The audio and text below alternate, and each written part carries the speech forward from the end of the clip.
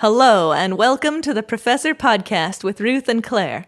Each episode, we talk about a particular topic in the life of a professor. We are tenure-track faculty members in the sciences, working at a primarily undergraduate university in California. The purpose of our podcast is reflection, so we bring something we think is working and something we're working on to discuss. Welcome to the Professor Podcast. I'm Blaise. And I'm Claire, and today we're talking about delegating to undergraduates. But first, Blaise, how was your week?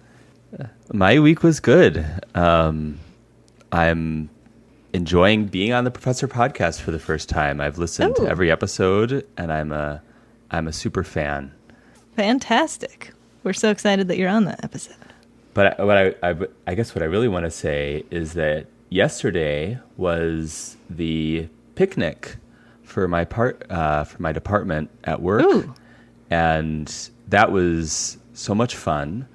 It's a yearly tradition, and we play softball. The different types of chemists play softball against each other. And this year, inorganic won. This is awesome. Unfortunately, analytical got last place. Yeah. Oh, no. But, last time analytical won the trophy. So you need to start hiring people and recruiting grad students based on analytical, or not analytical talent, but on athletic talent.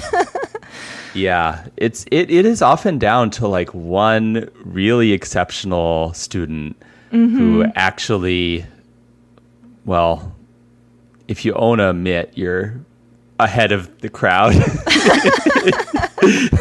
So, but sounds really fun. There's a cool trophy. It's a styrofoam pig for weird historical reasons. Okay. And it's spray painted gold, and now the inorganic chemists have it. So does it just go to, the inorganic chemists get to have it for a year, and then whoever wins next year gets to have it for a year? I think that's how it works. That's fun. I like that. How was your week? Oh, my week was good. This was our first week of classes just last week. And so oh my God. One thing I was thinking about this week is I usually teach a 2-class series that starts in the fall and goes to the spring. And so in the spring, the first week of classes, I already know all the students. They already took my previous class. Whereas in the fall, it's a whole bunch of new people. And so it's really kind of a whole different experience. And it's really been fun to just get to know some of the early people that have come to office hours or asked questions or whatever. So that's been an exciting moment.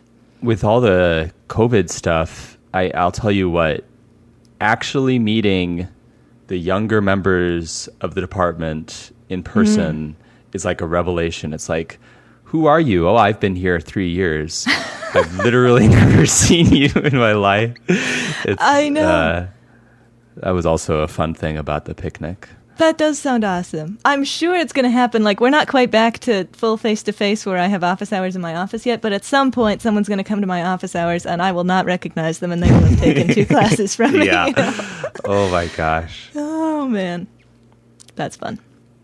So today, we're talking about working with undergraduates, and in particular, delegating work to them. But first, Blaise, I want to introduce you to our listeners. So Blaise and I went to undergrad together. We've been great friends ever since. And Blaise works at the University of Wisconsin-Madison as an instrumentation technologist.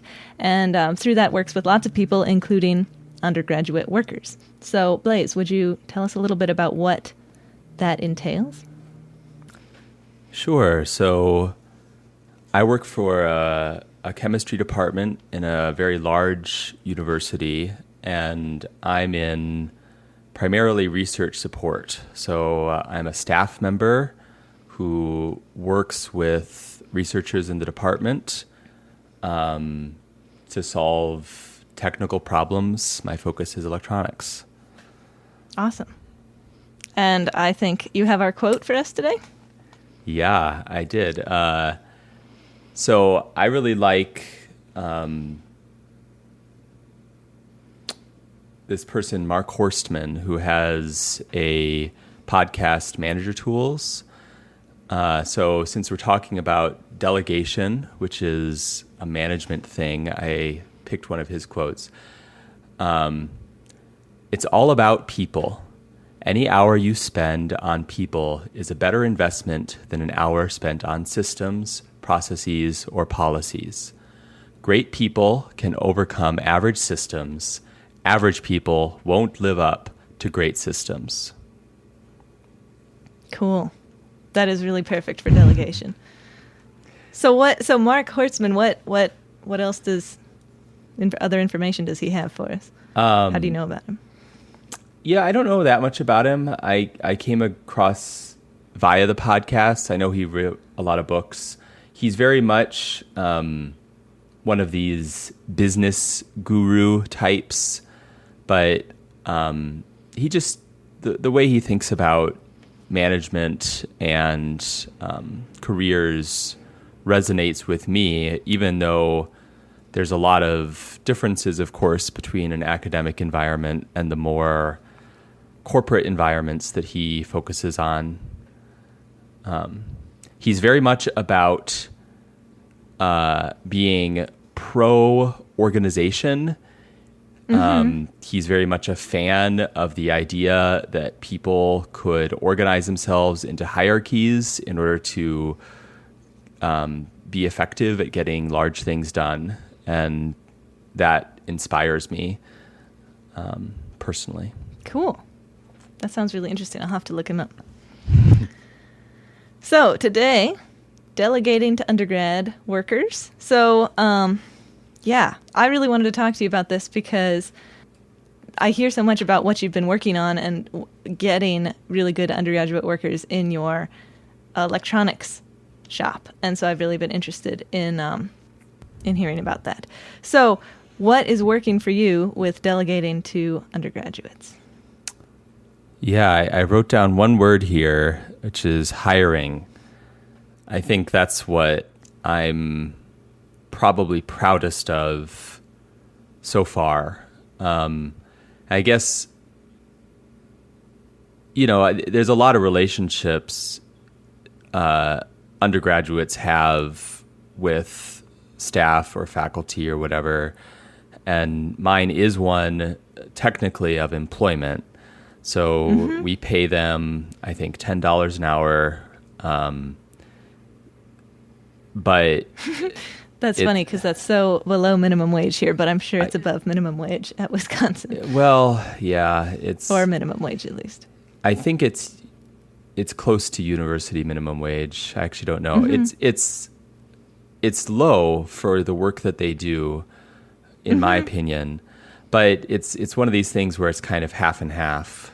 In my mind, it's half an opportunity to make money now, and I hope, certainly for the right student, I think it's half an opportunity for them to gain some skills and some really concrete experience in a working shop solving real problems while they are still a student. I completely agree. That's kind of the balance of undergraduate work, I feel like. So I love that. Okay. So I wanted to share my process for hiring, because I think it's been very effective. It has basically been to, one, advertise really broadly across campus. The the times when I have been the most broad and the most bold in just reaching out to people that I kind of know have been in asking people to advertise that I am hiring. And people have been receptive to that. They like having opportunities that they can pass on to their favorite students they think are strong. And I try to be really positive about the position as an opportunity, not simply a entry-level job to make a little bit of money, you know? So even though it is a paid position, I've tried to almost use words more like you would for an internship or research position, because my goal is to find students that resonate with that aspect of it as well. That makes a lot of sense. And then when we bring them in, I try to make the interview process something that's a little bit more than just, you know, some check boxes. I try to give them a real picture of what the job would be like and try to gauge their real enthusiasm for the work by engaging them more in discussion through the questions, rather than just trying to get through the interview as quick as possible. I love that. So, yeah, I don't know. I just think, and I have been lucky enough to come across some really excellent workers who really appreciate, I think, the opportunity to work in the shop and are as engaged with their projects as I am, which is just fantastic. So yeah, that's my working for hiring. That's really cool. So by advertising broadly and by really emphasizing the aspects of how it's like an internship and they'll be learning these things and gaining all this experience, you're getting a pool of applicants that's better suited to what you're looking for. Is that kind of the takeaway? And yeah, and I would say interviewing for enthusiasm rather than knowledge as well is something that makes sense to me. I guess that gets back to the quote. How do you deal with the different levels of skill at filling out an application and applying for a position? Are you trying to sort through that at all to get at enthusiasm, or how does that factor in? That's a good question. I would say I haven't been afraid to bring in a large pool of applicants to interview. Okay, that makes sense. So that's one way. So you can give someone a chance who maybe just didn't know how to answer the questions, but seems like they might be good. Yeah. I have found that it's pretty obvious. You can definitely tell there are some students who just go through all of the jobs on the internal jobs website and just apply to all of them. We have that too. I've seen students who've forgotten to replace text that they meant to replace with so it's like, I'm so excited to apply for name of position. Classic mistake. That's really bad. Or all kinds of. I have found that a student that actually writes a cover letter is almost always definitely worth interviewing. So I'd say that's the strongest signal. Which seems like it comes back to what you're talking about looking for enthusiasm, and if they're really interested in this position, that's a good sign. Well, that's really cool. I love that. And that's really interesting to think about, because I normally don't promote beyond my department, really. And so thinking about doing that could be, that's a really interesting idea. I like that. Yeah. Yeah. Were you going to say something? I have found that in some cases, I think students who've never been inside the chemistry department think it's really cool, you know, and maybe they treat it a little bit more seriously because to them it's kind of a a journey into a foreign environment, and they need to I kind see. of perk up and make themselves here. A little bit of separation between their classes and their job, where they're really acting in a more professional way. I don't know. That makes Half sense. a thought.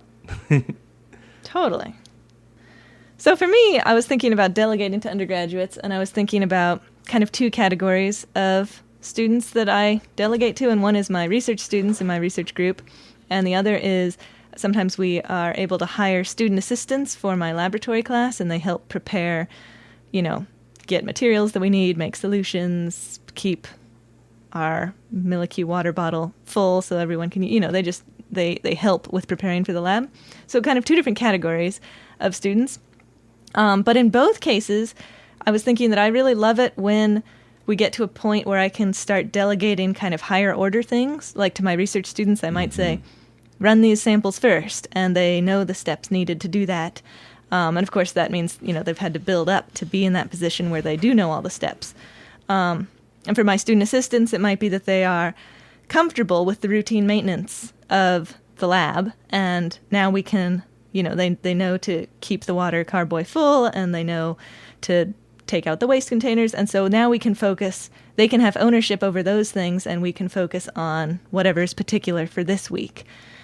And I think that's, it's both really helpful for me if they're understanding a lot of the steps that are necessary and we can focus on the higher order stuff. And also I think it's really helpful for them if they have ownership over things and really know some aspects that they can handle, and then we can talk about whatever the details are of the particular thing they're working on. So yeah, I guess it works for me when we get to achieving that level of independence where, and I think that's also like you were talking about being able to transfer their skills, thinking of this as kind of a skills building experience where they can then take it to whatever they do next. And I think having some independence and ownership over certain aspects of their job can be really helpful for that. Getting there right now, I feel like it's kind of hit or miss. Sometimes I get to that point with the students and sometimes I don't, and that's kind of what I'm working on. But just thinking about aiming towards them having ownership over certain aspects of their job and being able to do it without going over every detail with me every time is what I'm into. I think ownership is it's probably my favorite word when thinking about being an educator or a manager, I guess. So yeah, it's definitely worth celebrating when you can get there. I think the most, and this gets to what I'm working on too, the thing that kills ownership so quickly is when certain constraints about the project or the student's relationship with the project mean that they can't actually see all the pieces and make it into a cohesive cohesive thing that they have access to. I used to try and provide an interface layer between my customers, the researchers in the department, and the student workers. But I found that it's actually more successful to just kind of radically hand an entire project to a student and give them access directly to the customer, and to be myself just an advisor in that relationship. Because the students aren't as, this sounds rude, but they're not as dumb as you think they are. They typically just don't have access to the same information that you do. You know what I mean? And if you actually give them, I'm thinking of one particular student, we were building this custom extrusion-based 3D printer together. Okay. And the researcher had all these constraints. They were printing using this novel polymer in this novel way with particular hazards associated with it. And once the student physically saw those things and talked to the researcher and understood those constraints, they had much more ability to come up with ideas and solve problems so much more effectively. And the researcher was able to provide the student with those details much more effectively than I was able to through like a secondhand sort of way. Oh, that makes a lot of sense. Yeah. So you're not the middleman. And also then the student can really see the bigger picture. Like, what are we trying to do here? And not just the particular task. Totally. That's step one or whatever. Yeah, that makes a lot of sense. Yeah. And I hope that they can feel some pride, and they can, for their own career,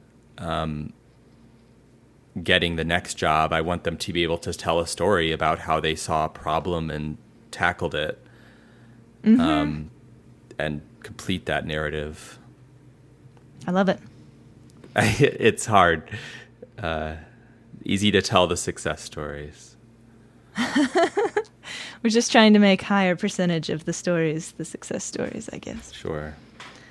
So what are you working on with Delegating to Undergrads? I wrote here uncertain working conditions. Okay.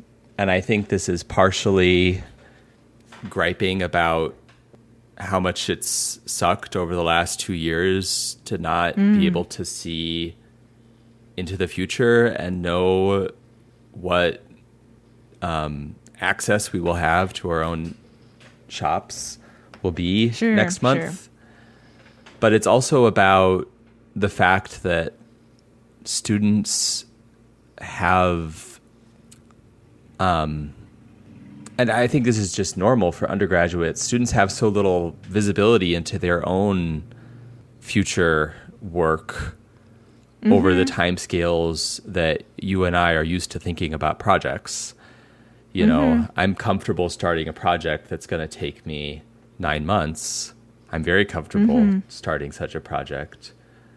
A student doesn't know where they're going to be in 9 months.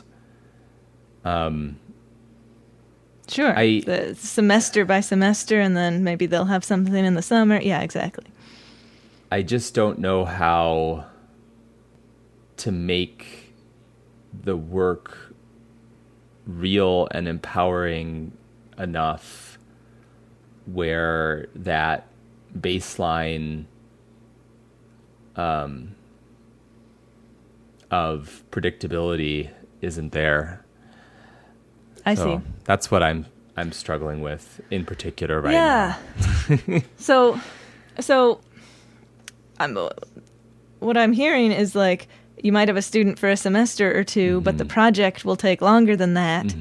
And even assuming everything's normal and you can work both those semesters in your shop, and so can the student, you're not done with the project at that point. So making sure that they feel like they've accomplished something, even though they've left before the project is done. And some projects fail or go sideways, Sure. or to go back to square one. Right. Yeah. I guess it's the nature of work, and maybe it's good for students to be able to see that that struggling side of project management. But also I want them to have success stories where possible. Totally. And I think, like, I often tell my students when things aren't working, if the instrument's not working, this is normal, realistic instrument experience, because instruments are often not working. Or if the research isn't going right, well, this is how research is. If we already knew how it was going to work, we wouldn't be doing it. But yeah, I know what you mean. You don't want that to be their only experience either. So, yeah, I don't know. I guess the only thing I'm thinking of is if it seems like if they still have time to work on something, maybe you can shuffle them to a different project so they can still see something that's moving forward at least. But yeah, and maybe just the emphasis of what they have accomplished, and that even though we just figured out this way won't work, that was an important step on the process. And as long as they know that was important, then they'll hopefully feel like they did contribute, I don't know. So that's my only thought, is really like how you convey it to them maybe could help. I think a lot of it's occurring to me hearing you talk about it, that success is so much, as managers, we're used to defining success very rigidly, and it's about our own expectations. Mm-hmm. Examples are coming to me where a student has been able to walk away from a project with a story to tell about their own work and how it was effective, even though I think of that project as a failure. Yeah, they can still go and say, hey, we were working on this thing. This is what we were doing. Exactly. This is what I learned. This is why we were doing it. And that's still meaningful. That's a really good point. Like, I think about my undergraduate research experience as my senior thesis, and I don't know if that project ever finished, but I remember being excited about why we were doing it and the part that I contributed and how I knew how the instrument worked. And oh my so gosh, that's all really such positive. a perfect story, to be honest. Yeah. Yeah. Because after I left, we weren't done. We were nowhere near done. Did I even add anything? I don't know. But and I don't know what happened to the project afterwards. But I still think back on it fondly. Maybe it's like dealing with little toddlers. If a little toddler falls flat on their face, they don't just start crying. They look to the adults to see whether they should be upset. So if you convey no reason to be upset, perfectly normal. Yeah. I like that. Expectations are, our own expectations are maybe where we should start. But it's still very frustrating. And maybe also setting, yeah, totally. And maybe also I was thinking just at the beginning of introducing someone to the project, trying to set the expectations that we're going to try to get to this point. But things may come up or go wrong, as they often do, and that's not unexpected or something, Yeah. I don't know. That's a very interesting one. So what do you have for working on? So, yeah, I'm trying to up the ratio of how often my student employees get that independence and are, working where I can tell them, I can direct them, and they can carry on without, having to go through every single step. And I think that's better for them and better for me, as I said. And so how often does that happen? I feel like right now it's kind of hit or miss. But I'm trying to figure out, with research students, something that came up on this podcast recently, we were talking about trying to get research students in the lab early so that they still have more semesters where they can learn and hopefully build up to that independence. And so that makes a lot of sense. And I did last summer reach out to a rising sophomore who's going to be a research student with me right now. So he's very new, and I'm excited to see how that goes. As far as like my shorter term employees that are working with me for just a semester to help with a class, I was thinking about training, and I was wondering, and I'm not sure if this is going to help or hinder, but I'm thinking about whether it would be helpful to, I've kind of noticed, I've had a bunch of student assistants over the semesters, and I've kind of said, oh, this one did this really helpful thing. And so I'm wondering whether, one example is opening the doors and propping them open and putting the lights on before lab started. And I had a student assistant that thought of that himself, did it himself. It was really helpful. And I was like, oh, that's great. So should I put that on a list of things for future student assistants to do so that they have I wouldn't want it to be like an exhaustive list forever of lots of things for them to do. But if it was like a short list of, here are some basic things that are your jobs, you take these and you're in charge of them. And so they're doing those independently, and then maybe we can, on top of that, be talking about the bigger order things. So I don't know. I'm thinking about upping my training to hopefully allow for broader delegation, but I'm not sure exactly what I mean by upping my training, I wouldn't want it to just be a list of a million things to do, but I also would like them to be able to take, these are the things I know how to do that I'm just going to keep doing the whole semester and just make into a routine, and then on top of that, we'll do the week-to-week variability thing. So I don't know. What do you think about that? I worry that micromanagement is antithetical to ownership. Yes, I can see that totally. I'm worried about that too. which is terrifying because I am also a micromanager. I deeply care about really stupid things, like when I open this drawer, I expect to see this set of 12 tools in this drawer, no less, no more. And I'm offended if you leave an extra screwdriver in that drawer. I am absolutely that person. But I don't think you can put that burden on a temporary employee, or at least I can say I don't. Sure. I have found that every time I try to do that, it fails. It's making me think of your quote that maybe I'm focusing too much on this system and I should be focusing on the individual people going through. Forget about who opens the doors and focus on setting them up to feel comfortable contributing. If you take kind of a radical stance, which is hard to do, I believe that every student can be independent from day one, because I believe in learning as a personal project of knowledge construction, and that is their domain and their expertise from day one. But it's hard to guide the student exactly where they need to go from that position. But I think it's about, I think it really is a choice that you can weigh between heavy management and independence. Now that's assuming enthusiasm on the part of the student, and if that's lacking, that's a different story that I don't know. I don't have any good thoughts about. But assuming then it would not be a good match to begin with. Yeah, which is fine. But if the student has a project in mind and they are leading you in the exploration of that project, I think that's more productive. I like to try and trick students into training themselves by How so?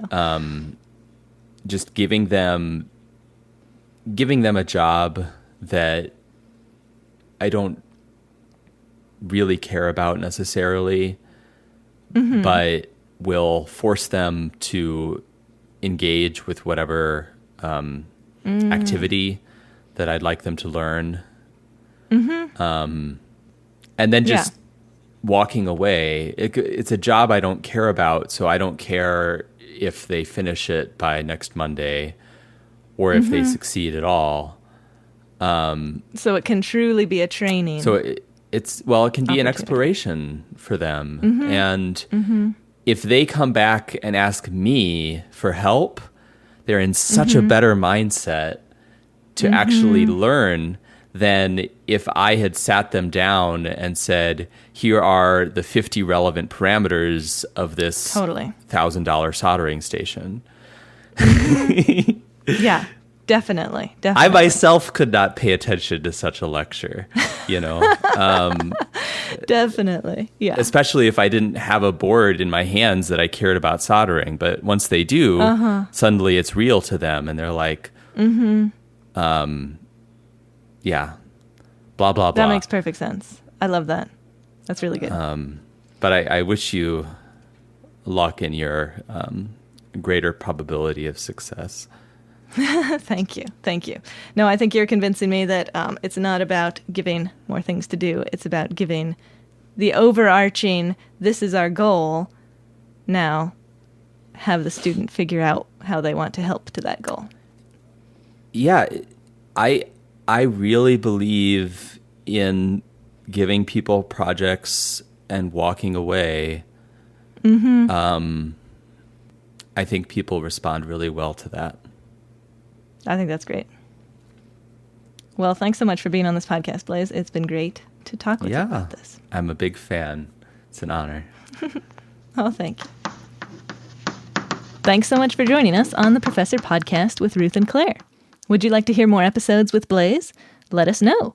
As you may recall, Ruth is on leave of absence, and in the meantime, Ralph and I are coming up with other ways of having the podcast, so we'd love your feedback. You can reach us at contactprofessorpodcast@gmail.com. Also, we have mugs. If you would like to get a mug that has the Professor Podcast logo on it, you can get them at the links in the show notes. Thanks again for listening.